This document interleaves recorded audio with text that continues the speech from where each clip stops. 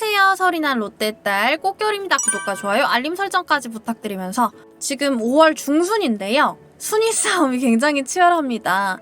탑대가 되었다가 또 지금은 잠깐 또 내려온 상태긴 한데 지금 너무너무 힘들어요. 막 어쩌면 좋을지 모르겠어요. 그래도 많이 이기고 있다는 거에 위안을 삼고 있습니다. 그리고 이 이기는 이유 중에 하나를 영상으로 만들어 보려고 합니다. 바로 우리 뎁스가 강해졌다? 라는 느낌을 많이 받는 시즌이거든요. 그래서 한번 이야기해볼까 합니다. 오늘 작가님들과 함께합니다. 영꾸님 안녕하세요. 반갑습니다. 영구입니다. 레이브님 안녕하세요. 안녕하세요. 80억을 벌고 싶은 레이븐입니다. 저런 또 저러고 있다 또. 오늘 좀 사고가 있었어서 최근에 롯데를 보면은 확실히 예전과는 조금 달라진 느낌이 있죠. 그렇죠. 많이 바뀐 모습을 볼 수가 있어요. 여러 요소들에서. 예를 들면 집중력이 굉장히 높다던가. 최근 몇 년 동안 WPA가 이렇게 높았던 적이 있었을까요? 아마 없었을 것 같고요. 제 생각에도 그렇습니다. 그리고 우리가 지난 3년간 드래프트에서 좀 툴가이를 많이 모았었죠. 그렇습니다. 지금 대체적으로 그냥 기술적인 부분보다도 신체 능력이 좀 뛰어난 선수들 위주로 많이 픽을 했고, 그러면서 2군에서 좀 착실하게 훈련이 좀 되고 있는 상태였고, 그게 3년 정도 누적이 되니까 성과로 나온다고 볼 수 있겠어요. 그 외에도 그래서, 이제 방출됐던 선수들이 꾸준히 롯데에 영입이 되면서 착실하게 로테이션 자원으로 자리를 잡고 있다라는 점도 간과할 수 없는 부분 중에 하나겠죠. 사실 지금 황성빈 선수가 부상에 아직 있고, 그리고 안건수 선수도 팔꿈치 때문에 나왔다가 말았다가 하는 상황인데, 이 상황에서 정말 놀랍게도 두터운 뎁스를 유지하고 있다라고 확인시켜주는 선수들이 있습니다. 타자에서는 박승욱 선수와 윤동희 선수가 있겠죠. 대표적으로 뽑자면은 그 두 선수 정도를 뽑을 수 있겠죠. 그냥 타격 지표만 놓고 봤을 때도 박승욱 선수는 크게 많은 경기를 나서지 않았는데도 팀에서 6번째로 높은 공격 WAR을 기록하고 있었습니다. 21년도에 이제 KT에서 방출을 당한 후에 롯데에 입단을 했던 선수고, 원래 이제 주루나 타격적인 능력에서도 부족함이 없었던 선수라고 알려져 있었는데, 이제 부진이 여러 번 겹치고 팀을 바뀌어가는 과정이 겹쳐지면서 KT에서 적응이 잘 안 되고 방출을 당했던 선수라고 볼 수 있습니다. 그러고 3천만 원에 이제 데리고 오게 되었는데, 그렇죠. 작년에도 사실 조금 타격적인 면은 모르겠으나 쏠쏠했어요. 백업으로는 그렇게 나쁘지는 않았다고 생각은 했었는데, 굉장히 알토란 같은 선수였죠. 왜냐면은 이제 방금 전에 말씀하셨던 것처럼 연봉이 3천만 원이었던 선수였는데 1군 엔트리에 바로 합류가 돼서 이학주 선수가 주전 유격수로서 좀 부진하니까 그 자리를 메우기도 하는, 범위가 엄청 넓다든지 한 선수는 아니었으나 캐칭 자체가 굉장히 안정적이었기 때문에 무려 49게임을 선발 유격수로 출장하는 등 좋은 모습을 보여줬다라고 말씀드릴 수 있습니다. 그리고 올해 2, 3시즌에는 노진혁 선수가 오게 되면서 아마 로테이션 내야수가 되지 않았나 싶어요. 그렇죠. 그러니까 어떤 상황에서든 가장 먼저 콜이 되는 그런 모습을 많이 볼 수가 있죠. 심지어 한동희 선수가 이제 상대 전적에서 무리가 있다거나 부진한 모습을 보일 때는 3루수로도 출장을 한 적이 있고, 선발 유격수로도 나간 적이 있고, 대주자로도 활용이 되는 등 진짜 애니콜, 야수조에서의 애니콜 같은 모습을 볼 수가 있었습니다. 지금 타격도 좋아요. 나쁘지 않습니다. 타석은 이제 30타석 정도 들어갔다라고 말씀드릴 수 있는데 벌써 10개의 안타를 기록을 했고, OPS가 0.829 정도로 팀 내에서도 꽤나 상위권에 위치를 해 있는 수준이라고 말씀드릴 수 있을 것 같아요. 백업 선수가 이 정도 해주면 너무 좋죠. 든든하죠. 예. 그리고 제가 조금 미안한 선수가 한 명 있는데 바로 윤동희 선수입니다. 이번에 김민석 선수가 있어서 조금 더 조명을 많이 못 받았다 생각이 들어요. 지금 외야가 자리가 조금 나서 저는 사실 이게 윤동희 선수가 잠깐 자리 메우는 경험치 쌓는 정도라고 생각을 했는데 지금 너무 잘해주고 있단 말이죠. 저희 그 시즌 시작 전에 영상 만들었던 거 기억하시죠? 윤동희 선수가 키가 될 수 있다. 네. 팀 내에서 가장 주목받던 유망주들이 이제 상무로 입단을 하고 본인은 뭐 1군 경험도 부족한 데다가 뭐 송구 입스 같은 문제가 있었기 때문에 상무를 가지 못했어요. 그러면서 오히려 절치부심하면서 팀에서 훈련도 많이 하고 빨리 1군에 기회를 받았다고 해야 될까요? 이번 시즌에는? 근데 뭐 외야수 전 포지션에서도 안정적인 수비를 하고 있고 특히나 오늘 경기를 지긴 했습니다만 송구 자체는 완벽했단 말이죠. 아, 송구 너무 좋았어요, 진짜. 네. 뭐 송구적인 부분에서도 날카로운 모습을 보여줬었고 타석에서도 침착하게 볼 카운트 싸움을 해나가는 모습을 보면서 이 선수가 진짜 이제 1군에 올라온 지 한 10게임 정도밖에 되지 않는 선수가 맞는가 라는 생각이 들 정도란 말이죠.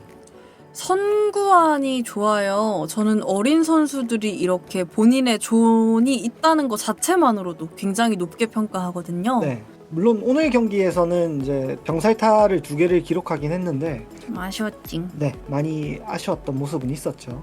그 하나는 만들어진 병살타 아니었습니까? 그렇긴 해.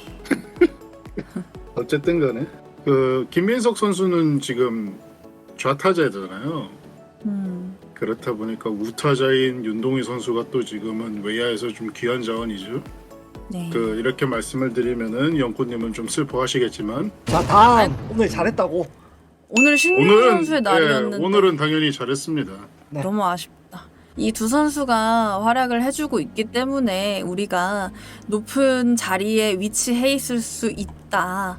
그리고 레이븐님의 꿈이 이루어지고 있는지도 모르겠습니다. 레이븐님이 항상 말씀하시던 게 있잖아요. 필승조는 3-4명으로는 안 된다. 원자 같은가 한국 야구가 그 필승조 3명이면 된다 뭐 이런 식으로 좀 굴러가는 경향이 있어요. 네. 다른 구단들도 뭐 그래서 마찬가지로 그런 식으로 필승조를 편제를 하죠. 그거 좀 바람직하지 않다고 생각을 합니다. 그 역대 흔히 왕조라고 불리는 구단들이 있잖아요. SK라든가 그 삼성이라든가 그럴 때의 왕조 시절의 마운드를 떠올려 보면은 최소 5명이 필승조에 편제돼 있었단 말이에요. 그런 점들을 떠올려 보면은 만약에 롯데가 정말 이번 시즌이 적기라고 판단을 하고 적기 발언 괜찮나요? 소신 발언하겠습니다 이거. 네네네. 예, 그래서 만약에 달려야 된다고 생각을 한다면은 반드시 필요한 게 기존보다 2배가 되는 필승조라고 생각을 해왔어요 쭉. 그리고 그것이 지금 실제로 이루어지고 있는 중이죠. 네, 최근에 선발도 다행히 살아나주고 있어서 또 성적이 계속 유지가 되고 있지만은 지금 불펜 너무 잘해주고 있거든요. 지금 5월 17일자 기준으로 4경기인가 연속으로 선발들이 콜스 이상을 해줬고요. 그 와중에 불펜들은 또 지키는 야구를 또 잘해줬습니다. 오늘 뭐 구승민 선수는 억가를 당했다고 봐야 되는데 사실 이거는 패전으로 기록이 되겠습니다만 이거는 뭐 저희는 그냥 치지 않도록 하죠. 어쨌든 간 구승민 선수도 잘해줬고 그 외에 어떤 선수들이 올라왔었냐면 뭐 최준용 선수는 지금 내려갔습니다만 정밀 검진을 좀 받으려고 어쨌든 최준용 선수도 근 5경기는 무실점으로 막아줬었고 사실 롯데가 지키는 야구가 굉장히 안 됐었잖아요. 그런데 최근에는 정말로 지켜내고 있다. 1점차 승부에서 굉장히 잘 지켜내고 있다는 기록도 있어요. 물론 이거는 투수 교체 타이밍이 좀 바뀐 것도 영향이 있을 겁니다. 그런 부분도 확실히 있겠지만 어쨌든 간에 투수들이 잘 막아내줬다는 게 중요하겠죠. 일단은 우리가 기존에 생각했던 또 필승조는 결국에는 최준용, 구승민, 김원중 이렇게 3명 정도로 현재가 되지 않았겠습니까? 하지만 여기에 이번 시즌에 김진욱 선수가 살아나주고 있고 김상수 선수와 신정락 선수가 또 가세해줬고 거기에 지금은 김도규 선수도 이기는 상황이라든가 박빙에서 계속 나와주고 있죠. 네. 이렇게 되면 총 7명 정도라고 이제 계산이 쓰는 거죠. 믿는 불펜이 이렇게 많이 생길 수 있다니. 만약에 선발이 콜스를 해준다 라고 하면 3명 정도가 나오겠죠. 네. 그리고 위급 상황에서 이닝을 쪼개서 나올 수 있겠고, 근데 이게 연투를 계속 할 수는 없으니까 이런 상황에서 똑같은 상황에서 다른 선수들이 로테이션을 번갈아 가면서 나와줄 수 있다는 것은 굉장히 큰 장점이 될 수 있어요. 네. 이게 삼성과 SK 왕조에서 선수들이 보여줬던 그런 벌떼 마운드라고 할 수 있고, 그리고 여차하면은 선발이 조기에 무너진다 그러면은 3회까지 던지고 6, 7, 그 4, 5, 6, 7, 8, 9 이렇게 딱 다 나올 수도 있는 거잖아요. 그게 실제로 옛날에 삼성이랑 SK가 했던 거예요. 그러니까 지킬 수가 있었던 거죠, 그 당시에는. 이런 계산이 선다는 건 굉장히 중요한 겁니다. 저는 5월에 불펜 과부하를 좀 많이 걱정을 했었는데 정말 다행스럽게도 선발이 살아나주고 우리 불펜 운용에 좀 숨이 트이지 않았나라는 생각이 듭니다.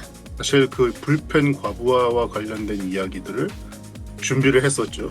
근데 그러자마자 귀신같이 비가 내리기 시작하더니, 그리고 갑자기 이제 선수들이 그 초반에 부진했던 이제 구승민 선수라든가 김도규 선수 같은 경우 다시 살아나 주면서 그러면서 완전히 불펜의 성적이 달라졌죠. 네, 좋습니다. 이 영상이 나갈 때쯤이면 박세웅 선수가 다시 한번 선발로 등판을 했을 거예요. 그때는 정말로 박세웅 선수가 살아났길 바랄게요. 제발 좀. 네, 연구님 마지막으로 하실 말씀?